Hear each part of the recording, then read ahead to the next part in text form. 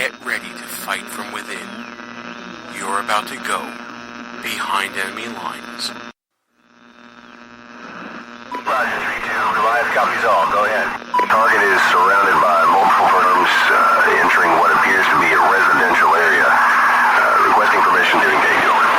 From the People's Republic of New York City, you're now going behind enemy lines with Gene Baradelli and Russ Gallo.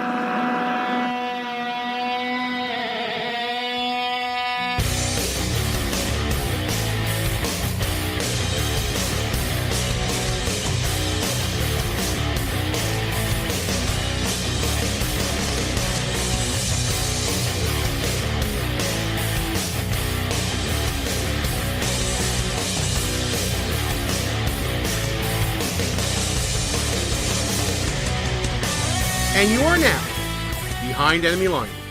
Hey there, how you doing, America? Gene Baradelli here with you. Russ Gallo is working this week, so I'm flying solo. And man, what a week for Russ to miss. For those of you who don't know, we're taping this week our debut show on Red Nation Rising Radio. Of course, we're thrilled to be a part of the Red Nation Rising family. And man, oh man, I wish I could be more pumped tonight talking to you. I thought I would be, coming off the 4th of July, coming off the debut of Red Nation Rising Radio.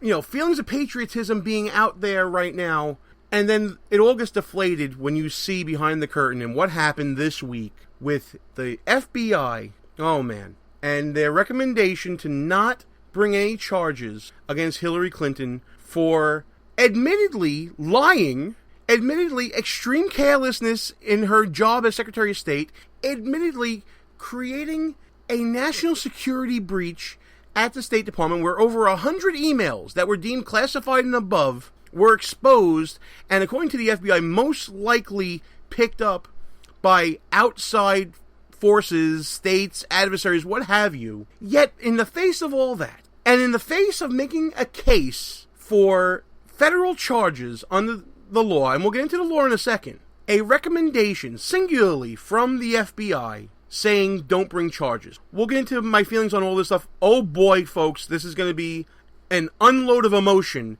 an unload of just anger at what I'm seeing, the intellectual dishonesty, the insult to our intelligence, all that and more coming up. We're going to be joined by Dan Gaynor from Newsbusters. We're going to talk about what happened this week with the Hillary and the emails and the FBI recommendation and all that. We're also going to play an interview that we did at the Federation for American Immigration Reform Hold Their Feet to the Fire event that we talked about, with political editor of Breitbart, Neil Monroe, talking about the psyche of the Obama administration and President Obama himself and how they're able to get away with this crap, as well as an interview that we did with Chris Farrell from Judicial Watch, where he predicted this was going to happen. I gotta tell you folks, normally I'm, kind of happy-go-lucky, kind of laid back, kind of, go with the flow kind of guy. Tonight I'm angry. I'm angry for just about the same reasons that you are. I'm angry for a lot of things. First off, I'm angry that our intelligence as citizens is being basically just insulted. President Obama's administration. Let's go through the optics of this. The Obama administration last August said they were going to be doing an investigation into these emails. The FBI was going to be doing it. More recently, we've seen the president endorse Hillary, then meet with the Secretary of State. We'll get into that meeting with Dan Gaynor a little bit because there's some nuances to that you should know, especially about the coverage of it, whether or not it was the press was allowed to attend, whether or not it could have been covered. Then Bill Clinton meeting in an airplane, just happened to be there where Loretta Lynch was and met for a half hour talking about their grandkids. Yeah, if you believe that, I got a bridge in Brooklyn to sell you. The news coming out that there was going to be that leaked out from the FBI saying that there were going to be no charges. And then coincidentally, President Obama in South Carolina with Hillary Clinton while the announcement is being made, like they didn't know what was going on. I'm sorry, I don't believe that for a second. And it's not that I don't believe it because it doesn't pass the smell test. I mean, it doesn't. It's because I've seen too much behind the curtain in my roles within parties and within politics. I'm sorry. There's a leak, there's a source. There may not have been an official meeting, but there was an unofficial meeting. There may not have been an on-the-record conversation, but there was surely an off-the-record conversation. That's how politics works, folks. That's how government sometimes works, and it works to our detriment like that. Here's the bottom line for me. There's laws in this country. We're a nation of laws. We're not a nation of men, right? Or women, whatever you want to say. I don't really play that game. But let's be intellectually honest for a second. There's a section of the penal code for the federal government, 18 U.S.C. 793, subsection F. I'm a lawyer by trade. For those of you who don't know from Red Nation Rising Radio, this may be your first time listening. I'm actually an attorney by trade. I kind of know this stuff a little bit. But that section states, whoever being entrusted with or handling lawful possession or control of any document, and among those listed being relating to the national defense, 1, through gross negligence, permits the same to be removed from his proper place of custody or delivered to anyone in violation of his trust, or to be stolen, lost, abstracted, or destroyed. And there's another section after that that talks about illegally removing from his proper place and failing to report such loss to a superior officer, shall be fined under this title or imprisoned not more than 10 years or both. Director Comey laid it out. There's what we call a prima facie case. It meets the elements of the statute. When Director Comey says extremely careless in describing the handling of classified information, over 100 classified or higher emails, when the director says that, it is like saying gross negligence. For those of you who don't know what negligence is, there are 4 elements to negligence: duty to do something, a breach of that duty, proximate and actual cause, and then damage resulting. The higher version of that is an extreme carelessness, an extreme breach of duty. Not only just a normal breach, but an egregious breach, an extremely careless act, extreme inattention, whatever the case may be. That's what we're talking about with Hillary Clinton.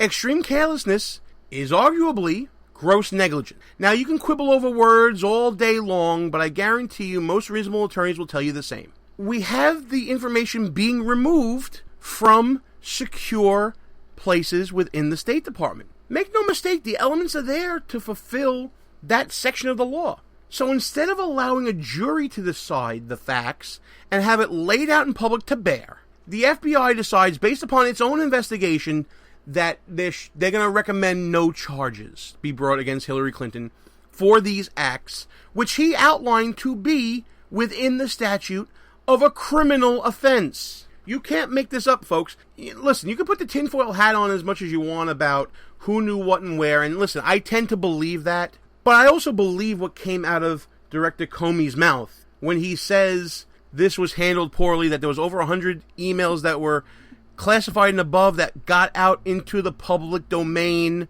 and possibly, or as he likes to put it, most likely, into the hands of our enemies. Listen, it's all there. And the fact that we're allowing a government department head to make a determination on criminality and not putting it to a jury of Hillary's peers, it not only speaks to cronyism, it speaks to inequitable administration of justice. One set of rules for Hillary and one set of rules for us schlubs out there trying to make it in the world. And that's what's the most galling thing. Imagine you're a drunk driver. You don't intend to harm anybody, but you still break the law and you hit someone, and God forbid something happens to them where they're injured or killed. Can you get away with saying, well, I didn't intend to do anything wrong, and you shouldn't charge me therefore? Hell no!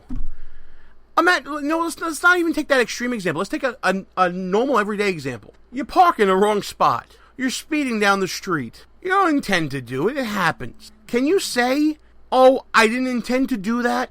I shouldn't be charged with anything? No, because the rules apply to you. But apparently they don't apply to Hillary Clinton. It's not the action of the emails. The action of the emails is one thing in and of itself. It's monumentally stupid, it's incompetent, and it reeks of lazy government. That's clear. Listen, if Hillary Clinton was going to apply for an entry-level job right now at the Department of State, given this information that we know about her, I would have her clearance revoked, I would have her fired, and that would be that. And if she was trying to enter into the job, like I originally said in the example, she wouldn't be nowhere near getting a job there. But yet she's going to get the highest clearance in the world and wants to be the leader of the free world? Come on! I can't believe that we're allowing this to happen. And by we, I mean the people who are going to be going to vote later on. There's a whole group of people out there that are saying never Trump, and there's a whole group of people out there saying never Hillary. Well, right now, folks, there's only one who, in my opinion, has committed criminal acts while in office. And if your hatred from one allows the criminal to get in, the lying criminal to get into office, where are your conservative principles then? Listen, I'm not never Trump, I'm not never Hillary. I'm for being intellectually honest as much as we can. I think everyone needs to rethink their position, whether you're never Hillary, never Trump, and reevaluate where you are. If you're never Hillary, I think you're entrenched now.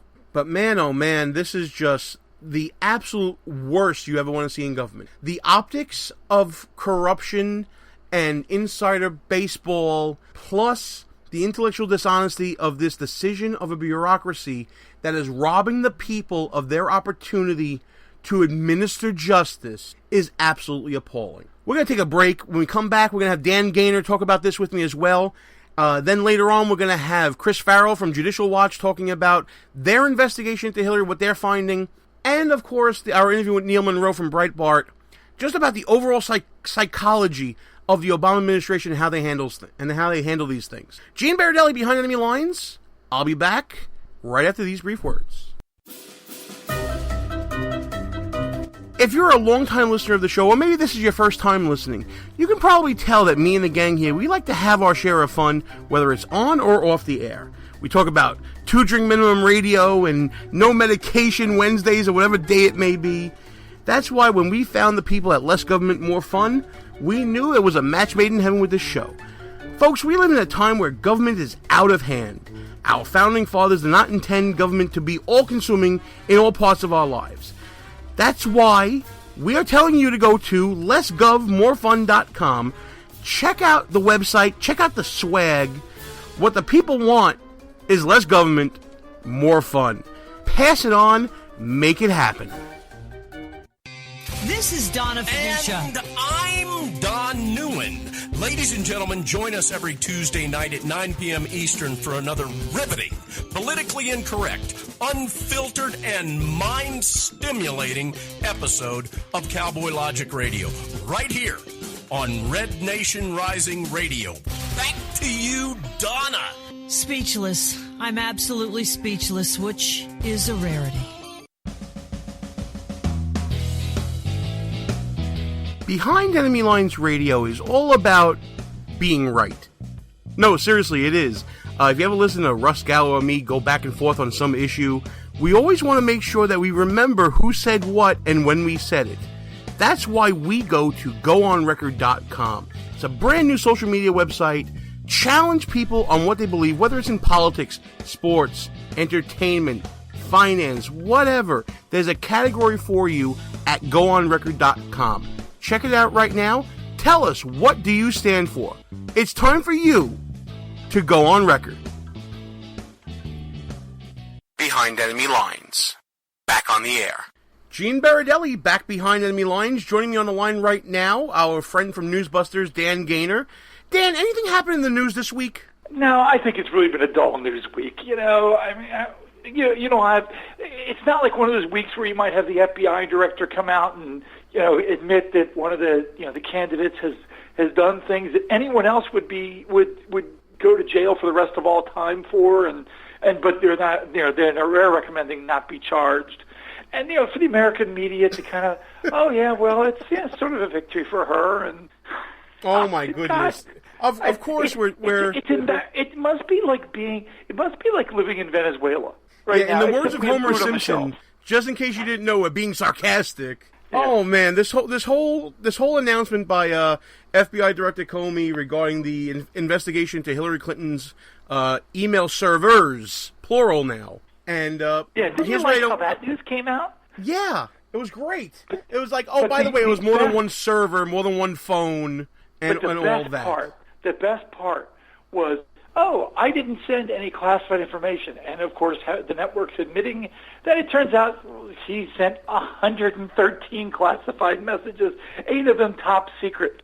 And then many more that should have been classified or were upclassed. But 113, 14 of the 15 minutes of what Comey said, no one should survive being in public view, much less public office.